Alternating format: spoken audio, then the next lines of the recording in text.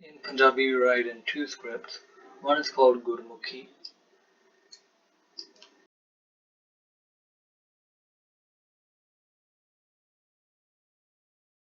The other is called Shamukhi.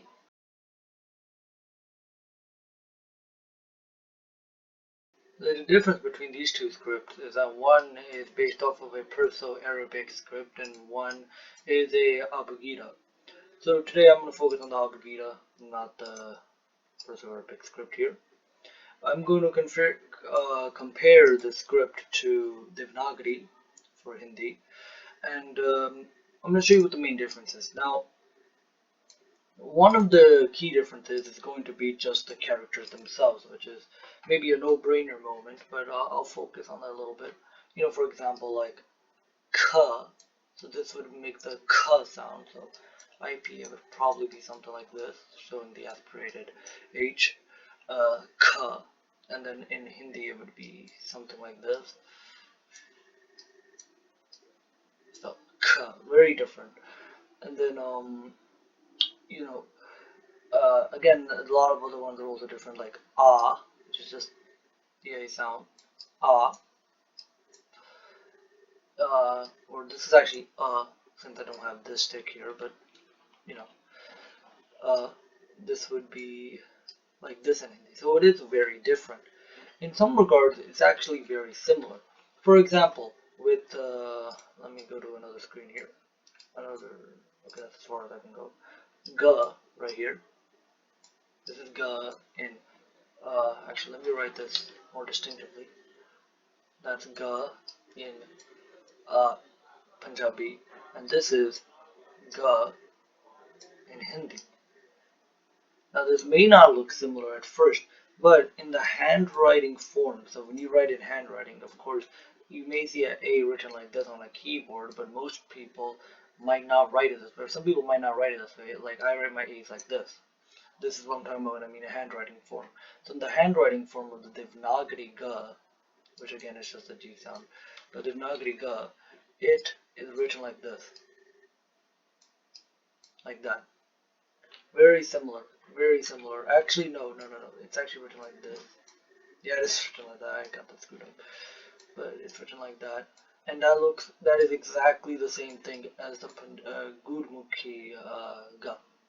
So there are some similarities here, and then another place is just how you make different sounds with the dot. So if I want to make the h sound, the h, it's like you'll see it written as like an X. It's like a h sound.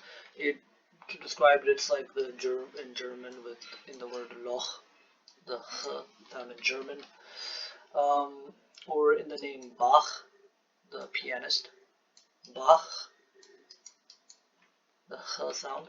It's that, or in Arabic, or in the Perso-Arabic script of Punjabi, in Shamukhi, you might see it. It's going to be written like this. It's a h sound. Do note that this is different from this, which is ka, which is this. To write the h sound in Gurmukhi, you would put a bindi or a dot right here, and this is now h.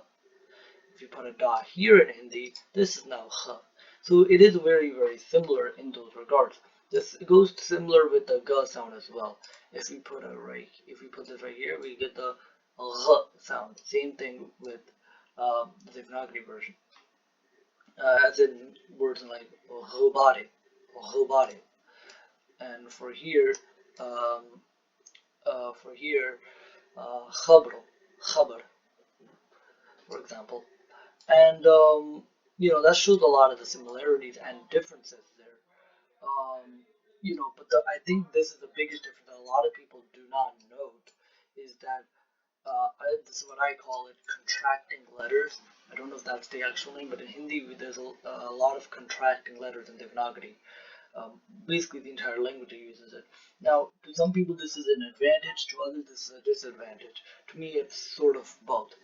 But for example, like if I wanted to write best. Let's write the word best with the script, the English word. I think this would find this would be obvious. So as you can hear, that between S and T, there's no consonant. It's not best, it's best, right? They contract with each other. In English, we don't worry about that. You have to assume that. Um, a lot of the times, if it is, you'll probably have a vowel here, like an A or an E or something, then you'll know it's different. But in this example, it's not so st, right? The st sound, if I wanted to write this in Gurmukhi, it would be written like this. So I have Baba right here. I write this down, and then I would put the a sound like this, a, and then I would put down sasa, and then I'm gonna put down this ta sound, ta sound right here, and this is how you write it in Gurmukhi. Now in Devanagari, you would write it like this. So you would have the ba sound again, ba. You would have the a sound, and yes, this is similar. It's the exact same thing. I'm gonna touch upon that a little bit. But when we get to write the st part, we would contract sa. So normally you would think it would be sa and ta, like in Gurmukhi. But instead, we will actually contract it and write it like this. So it will be like that. Best. So the reason best, but the reason for this is, I'm going to touch upon it, is right here in Gurmukhi. You have to assume when it's actually contracting. You have to assume. You don't know when it'll be contracting. You just have to know.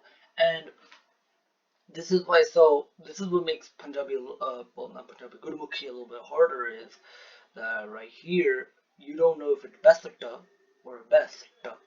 You have to just assume, and that's just how it is. For Devanagari, you know for sure if it's contracting or not. You have besata, and if I really wanted to make it besata, it would just be ba again. We're gonna add it right here, ba. You have the a, you have the sa, and then we have the ta. So besata. But this is how you're supposed to write it, besata. Now, this can be difficult. So this one is a very easy example to contract characters with. But then if you get into harder ones, so there's a lot of harder ones. I might put it up on the screen if I can find any. But as you can see with those, if I did put it up, it gets harder and harder to write them. Like some of them look like completely different characters. I know. I actually don't even know how to write this one. But it's like kush. This does sound technically exist. You can write it in Punjabi, but it'll usually be changed because, for example, the word for south in Punjabi, in Indian Punjabi, is Dakhan, but in Hindi it's a Dakshan, the ksh sound. This sound. I'll put up the character on screen if I remember again. Because I actually don't know how to write it. I can only read it. It's using like Dakshan again, and it basically, this sound, when it contracts the two, the ka and the sha, it just looks like a completely different character, and you can't make it out. And in some regards, for some people, that's actually very easy to learn with. You might like this contracting form better because you can easily assume. For other people, they just want to stick with this because even if they have to assume how to read it, it's still much easier than having to write it. So it sort of just depends on what you want to do. Again, this is not used in Punjabi. This is used in Punjabi, so you really don't have a choice unless you're going to do Shamukhi instead. But yeah, and another one that is similar is the vowels. As you can see, a lot of the vowels are written on top like this. So this is besarta, this is besarta. So like that's a, and then if you want to write beat, so like beat, like the English word beat, and it would be like this. So beat. Okay, now I wrote that wrong. Beat, like that, beat, and then in Hindi it would be like that, B, B. So So right here you can tell with this E sound, it is very similar. And if you want to make it an A sound like a bit, B-I-T, then you would just move the stick here and make a bit. Same with Hindi, except it throws around like this. Now, they're very similar, but not exactly the same again because of this swerving motion right here. But actually, this is actually very similar to Hindi, and I'll explain why. And actually, it's the same in Hindi because, again, as we mentioned in handwriting form, when you would write this, you would actually just write the stick like this. People don't usually, I will, but people don't usually go like this. People will just write it like that. So, I would say that Gurmukhi is more inspired off of the actual handwriting done in Punjabi, whereas Hindi is more stylized. Again, I know there's different Hindi fonts, so this can change, but for the most part, a lot it's written like this. Again, if you look at how the word Hindi is written in Hindi, it actually has it swerved like this.